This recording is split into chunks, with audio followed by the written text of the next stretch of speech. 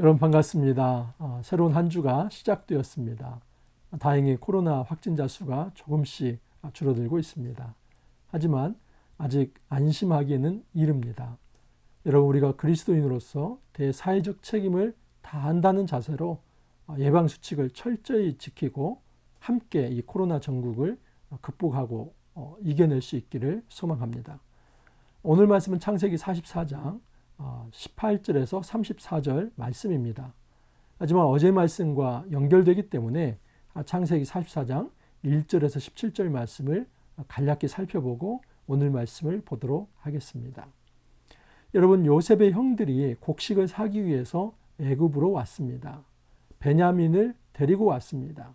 그렇게 한 이유는 이전에 요셉이 형들에게 만약 막내 동생을 데려오지 않는다면 당신들은 정탐꾼입니다, 이런 말을 했기 때문입니다. 그래서 베냐민을 데려왔기 때문에 정탐꾼이라는 의혹이 해소되었고, 또 애굽에 홀로 남아있던 시므온을 인질로부터도 풀려나게 할 수 있었습니다.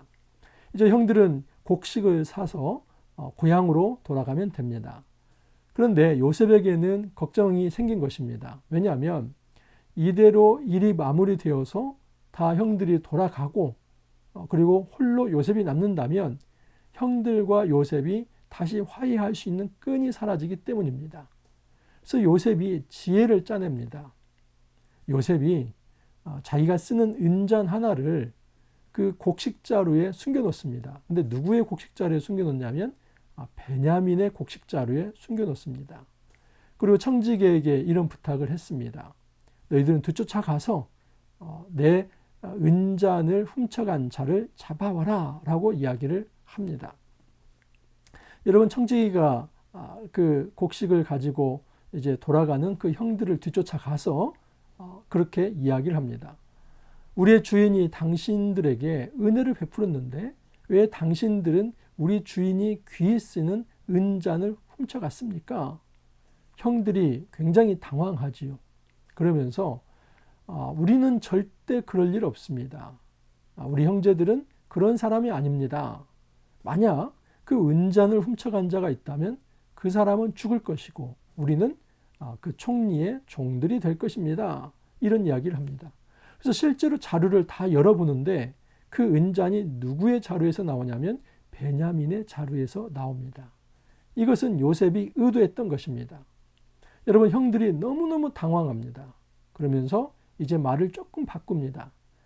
이전에는 그 발견된 자는 죽을 것이고 우리는 요셉의 종들이 되겠습니다, 이런 얘기를 하는데 그 말을 조금 바꿔서 발견된 자와 우리 모두가 요셉의 종들이 되겠습니다.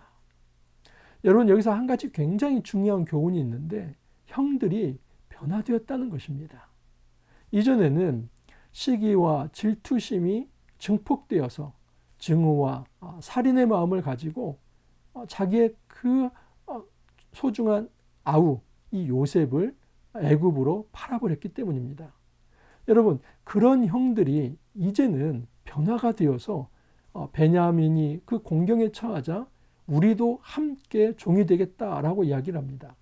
그 청지기는 또 그리고 요셉은 이런 얘기를 하죠. 아니, 다 종될 필요는 없다. 그 발견된 그 은잔이 발견된 그 사람만 내 종이 되면 된다. 이 말은 지금 베냐민 하나만 애굽에 남으면 된다, 이렇게 이야기를 한 것입니다.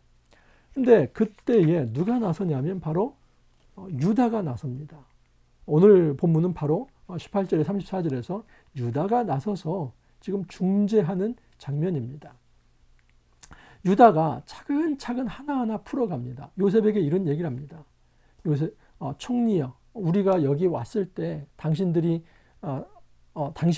우리들에게 아버지가 있냐 해서 아버지가 있다라고 얘기를 했고, 또 동생이 있냐고 해서 동생이 있다고 얘기했습니다. 그런데 당신이 동생을 데려오라고 얘기를 했는데 그 동생과 아버지는 하나여서 데려올 수 없다고 그렇게 얘기를 했습니다. 그런데 그럼에도 불구하고 만약에 동생을 데려오지 않는다면 내 얼굴을 볼 수 없다, 그렇게 얘기를 해서 우리가 아버지를 설득해서 이 막내 동생을 데려온 것입니다. 그런데 그 막내 동생의 곡식 자루에서 은잔이 발견되었는데 만약 이 막내 동생이 돌아가지 않는다면 우리 아버지는 죽게 될 것입니다. 왜냐하면 이 막내 동생과 아버지는 한 몸처럼 엮어져 있기 때문입니다. 그러면서 이 유다가 한마디 합니다.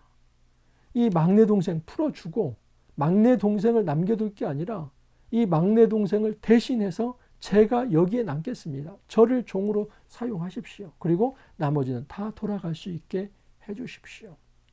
내일 본문이지만 여러분, 요셉은 유다의 이 말을 듣고 그 감정을 억제할 수 없어서 밖에 나가서 울고 돌아와서 형들에게 자기의 신분을 이야기합니다. 왜냐하면 요셉이 이렇게 할 수 있었던 건 뭐냐면 그 형들이 변화되었기 때문입니다.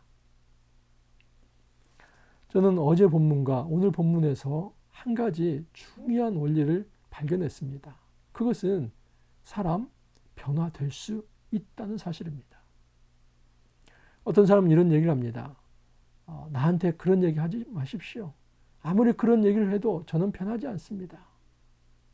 여러분, 세상에서 가장 무서운 사람이 이런 사람입니다. 어떤 얘기를 해도 그 얘기를 듣지 않고 자기의 고집을 풀지 않고 나는 어떤 얘기를 해도 변화되지 않겠다. 그런 사람. 세상에서 가장 무서운 사람이고 또 세상에서 가장 어리석은 사람입니다. 사람이 성숙한다고 하는 것은 자기의 인격을 통합할 수 있는 능력이 있는 사람입니다. 마음에는 항상 두 가지 마음이 있습니다. 하나는 옹고집처럼 그냥 자기의 의견을 내세우고 조금도 포기하지 않고 자기의 주장하면서 끝까지 가고 싶은 마음. 또 하나는 다른 사람과 조율하면서 다른 사람의 의견을 들으면서 자기도 생각과 인격을 조정해 가는 사람. 여러분, 나이가 들어서 만약에 자기의 생각을 조정할 생각을 하지 않고 끝까지 자기 길을 간다면 그 사람은 미성숙한 사람입니다. 하지만 나이가 들어서 다른 사람의 이야기를 듣고 자기의 의견을 조율할 수 있는 사람이 있다면 그 사람은 성숙의 길로 들어서는 것입니다. 이 시대의 교회는 바로 이 성숙한 어른이 필요합니다. 교회가 힘들고 어려운 이유가 어디에 있습니까? 그것은 성숙한 어른이 없이 모두가 다 왕이 되고 모두가 다 옹고집이 되어서 자기 의견만 내세울 뿐 다른 사람의 의견을 받으려 하지 않기 때문입니다. 우리는 더 이상 그렇게 노력해 봐야 필요 없습니다. 나는 변하지 않습니다. 당신도 변하지 않습니다. 어차피 우리는 변화되지 않습니다. 이런 패배주의 속에서 조금 더 변화하려 하지 않는다면 그 단체와 그 공동체는 전혀 소망이 없습니다. 그러나 오늘 말씀과 어제 말씀을 보십시오. 요셉의 형들이 어떤 사람이었습니까? 그 시기심과 질투심 때문에 자기의 그 소중한 동생을 사지로 팔아 넘겼던 사람 아닙니까? 그런데 이제 그 22년이 흐른 이제는 그 막내 동생을 위해서 우리 모두가 종이 되겠습니다. 유다는 더 나서서 아니요, 제 생명을 받으십시오. 다른 사람 다 돌려보내십시오. 이렇게 변화되어 갑니다. 이게 옳은 것입니다. 사람은 한순간 태어나면서부터 신앙인이고 태어나면서부터 제자가 되고 그러지 않습니다. 하나님께서는 그 한 사람을 세우기 위해서 태어나게 하시고 양육하시고 다듬고 또 다듬어서 정말 하나님 보시기에 거룩한 하나의 백성을 세워 가십니다.